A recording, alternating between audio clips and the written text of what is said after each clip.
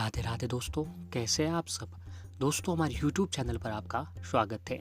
हमारे इस चैनल को सब्सक्राइब कीजिएगा और हमारे वीडियो को लाइक, शेयर और कमेंट ज़रूर कीजिएगा। दोस्तों, जैसा कि आप सबको पता ही होगा कि नवरात्रा जो है वो शुरू होने वाले हैं। जी हाँ दोस्तों, इस बार का शारदीय नवरात्रि माँ दुर्गा की उपासना का पर्व है। हर साल ये पावन पर्व श्राद्ध खत्म होते ही शुरू हो जाता है, लेकिन इस बार दोस्तों ऐसा संभव नहीं हो पाया, क्योंकि इस बार श्राद्ध खत्म होते ही है जो अधिक मास का महीना लग चुका था। इसके कारण दोस्तों नवरात्रि पर्व लगभग 25 दिन के बाद आया है। महत्वपूर्ण बात यह है कि दोस्तों इस साल 2 महीने अधिक मास लग रहे हैं। ऐसे दोस्तों जो अधिक मास का महीना है वह 16 अक्टूबर शुक्रवार के दिन खत्म होने वाला है। उसके अगले दिन जो है दोस्तों 17 अक्टूबर शनिवार के दिन नवरात्रि शुरू होने वाली है। जी हाँ दोस्तों, इस साल नवरात्रि पर्व 17 अक्टूबर से प्रारंभ हो रहा है, जो कि 25 अक्टूबर तक को चलने वाला है। रामनवमी का त्यौहार जो है वो 24 अक्टूबर के दिन मनाया जाएगा और हिंदी पंचांग के अनुसार आश्विन मास के शुक्ल पक्ष की प्रतिपदा से नवरात्र पर्व शुरू होता है, जो 9वीं तिथि तक चलता है। दोस्तों, शारदीय नवरात्रि में घट स्थापना का मुहूर्त कुछ इस समय होगा।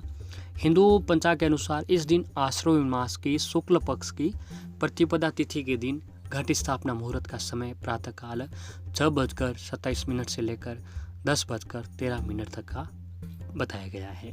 वहीं घट स्थापना के लिए अभिजित मुहूर्त प्रातःकाल 11:44 से लेकर 12:30 बजे तक का रहने वाला है। नवरात्रि के 9 दिनों में माँ दुर्गा के 9 रूपों की आराधना होती है। इसमें सबसे पहले दिन दोस्तों माँ शैलपुत्री, दूसरे दिन माँ ब्रह्मचारिणी, तीसरे दिन माँ चंद्रघंटा, चौथे दिन माँ कुष्मांडा, 5वें दिन माँ स्कंद माता, 6ठे दिन माँ कात्यायनी और 7वें दिन माँ कालरात्रि, 8वें दिन माँ महागौरी और 9वें और अंतिम दिन माँ सिद्धिदात्री की पूजा की जाती है। नवरात्र का पहले दिन विधि अनुसार घट स्थापना का विधान बताया गया है। तो दोस्तों साल में कुल मिलाकर 4 बार नवरात्रि का दिन आता है। पूरे साल में कुल मिलाकर 4 बार नवरात्रि का पर्व आता है। चैत्र नवरात्रि, शारदीय नवरात्रि, 2 गुप्त नवरात्रि का व्रत रखने का भी अधिक महत्व जो है इस नवरात्रि का दोस्तों जो सबसे अधिक महत्व बताया गया है वह चैत्र नवरात्रि और शारदीय नवरात्रि का बताया गया है। चैत्र और शारदीय नवरात्रि में व्रत करने से माँ का आशीर्वाद मिलता है और सभी मनोकामनाएं जो है वो पूरी हो जाती है। धर्म ग्रंथ व पुराणों के अनुसार शारदीय नवरात्रि माता दुर्गा की आराधना का सबसे श्रेष्ठ समय होता है। नवरात्र के इन पावन दिनों में हर दिन माँ के अलग अलग रूपों की पूजा होती है, जो अपने भक्तों को खुशी, शक्ति और ज्ञान प्रदान करती हैं। नवरात्रि का हर दिन देवी के विशिष्ट रूप को समर्पित होता है और हर देवी स्वरूप की कृपा से अलग अलग तरह के मनोरथ पूर्ण होते हैं। नवरात्रि का पर्व जो है शक्ति उपासना का पर्व भी कहा गया है। दोस्तों, नवरात्रि पर माँ दुर्गा के धरती पर आगमन का विशेष महत्व होता है। देवी भागवत पुराण के अनुसार नवरात्रि के दौरान माँ दुर्गा का आगमन भविष्य में होने वाली घटनाओं के संकेत के रूप में भी देखा जाता है। हर वर्ष नवरात्रि में देवी दुर्गा का आगमन अलग अलग वाहनों में सवार होकर आते हैं। इसका अलग अलग महत्व होता है। दोस्तों, अगर नवरात्रि का आरंभ सोमवार या रविवार के दिन होता है तो इसका अर्थ होता है कि माता हाथी पर सवार होकर आएंगी। अगर शनिवार और मंगलवार के दिन होता है नवरात्रि का पहला दिन, तो माता घोड़े पर सवार होकर आती है।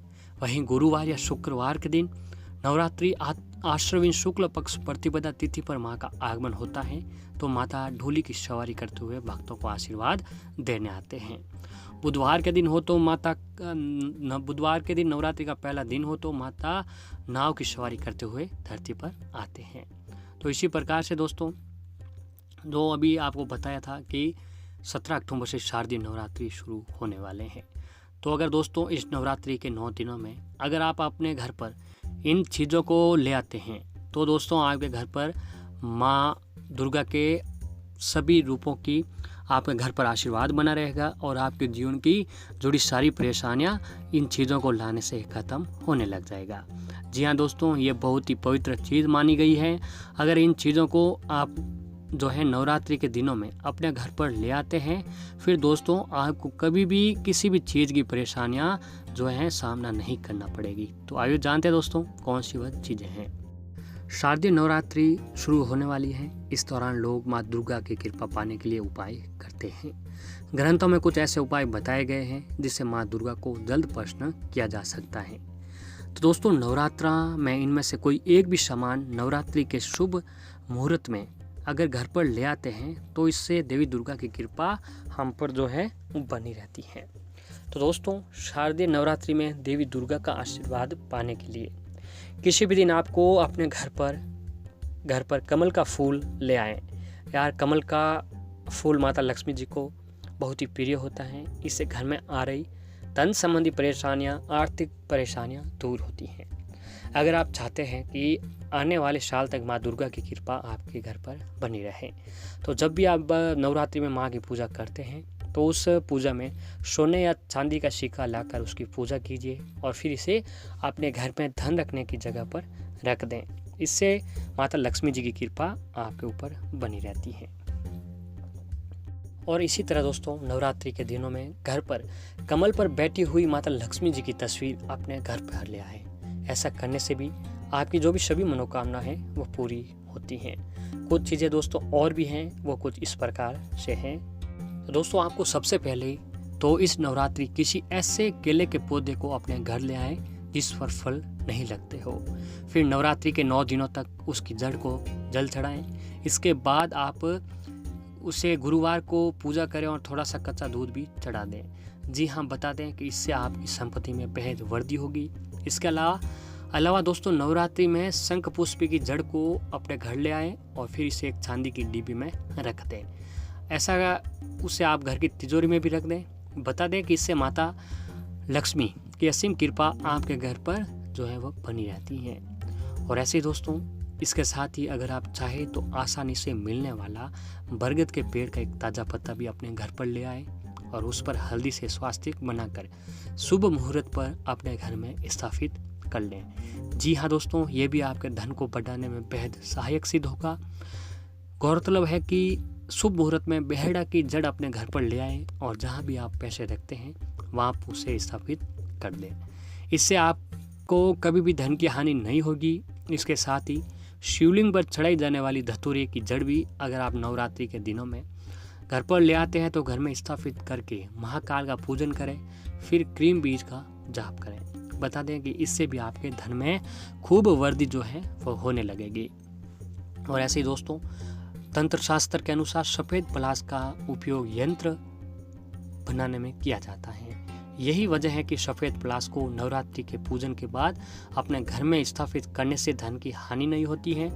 इसके अलावा हर श्रृंगार के बांधे को एक लाल कपड़े में बांधे और उसे अपनी तिजोरी में रख लें। जी हाँ, इससे आपकी तिजोरी पर माता लक्ष्मी जी की कृपा हमेशा हमेशा के लिए बनी रहती है। और ऐसे ही दोस्तों, एक आता है सफ़ेद अपराजिता का फूल, जो गरीबी दूर करने के लिए बेहद ही मददगार होता है। दरअसल ऐसा कहा जाता है कि नीले और सफ़ेद रंग का संबंध ऐश्वर्य से होता है और यही वजह है कि ये फूल आपको ऐश्वर्य यानी धन में वृद्धि करता है। वैसे दूधी की जड़ को, दूधी जो होते हैं उसकी जड़ को नवरात्रि में सही मुहूर्त में अपने घर पर ले आए और फिर इसके पूजन करने के बाद इसे तावीज़ में डालकर अपने गले में पहन ले। जी हाँ, इससे न केवल आपके दुखों में कमी होगी बल्कि धन सुख संपत्ति में भी वृद्धि आपके साथ साथ होने लगेगी। जी हाँ दोस्तों, ये चीज़ें यकीनन आपके भाग्य को चमका सकती हैं। इसीलिए बिना देरी किए आज ही इन्हें घर पर ले आएं और माता रानी के आशीर्वाद के साथ आप नए जीवन की शुरुआत कीजिएगा। तो दोस्तों, अगर आप भी इन चीज़ों में से एक भी चीज़ अपने घर पर ले आते हैं तो माँ देवी दुर्गा की कृपा आपके ऊपर बनी रहती है। और ऐसे ही दोस्तों, नवरात्रि के दौरान घर में सोने या चांदी का सिक्का भी लाना शुभ माना जाता है। सिक्के पर माता लक्ष्मी, भगवान गणेश की चित्र बना हुआ हो तो ये और भी शुभ माना गया है। और ऐसे ही नवरात्रि में माता सरस्वती को जो सबसे प्रिय मोर पंख होता है, यदि उसे लाकर घर के मंदिर में रख देते हैं तो इससे भी कई फायदे होते हैं। और मोर पंख विद्यार्थियों के कमरे में रखने से उन्हें विद्या की प्राप्ति होती रहती है। और ऐसे ही दोस्तों, अगर आप 16 श्रृंगार का सामान नवरात्रि के दिन घर पर लाकर अपने घर के मंदिर में स्थापित करने से माँ दुर्गा की कृपा आपके घर पर सदैव सदैवों के लिए बनी रहती है। तो तो दोस्तों इस नवरात्रि के दिन आपको इन चीज़ों में से अगर आप भी एक चीज़ अपने घर पर ले आते हैं तो माता लक्ष्मी जी की कृपा आपके घर पर हमेशा के लिए बनी रहती है।